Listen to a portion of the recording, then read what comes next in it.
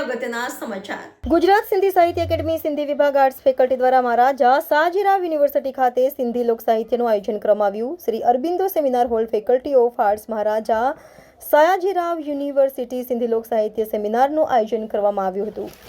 આ સેમિનારમાં સિંધી કવિતાઓ પ્રસ્તુત કરવામાં આવી હતી। વધુમાં ફેકલ્ટી ડીન કલ્પના ગવલીએ જણાવ્યું કે विभाग सिंधी विभाग और गुजरात साहित्य अकादमी के माध्यम से राष्ट्रीय संगोष्ठी का आयोजन किया गया है कला संकाय महाराजा सयाजीराव विश्वविद्यालय।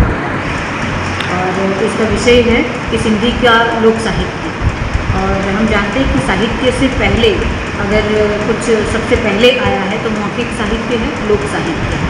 तो आज ये एक अच्छी शुरुआत हो रही है कि लोक साहित्य के रूबरू हमारे विद्यार्थी होंगे। कितने बच्चों ने पार्टिसिपेट किया? लगभग 80 से प्लस हमारे स्टूडेंट ने पार्टिसिपेट किया। किसके थ्रू किया गया है प्रोग्राम पूरा? प्रोग्राम गुजरात साहित्य अकादमी है और सिंधी विभाग है।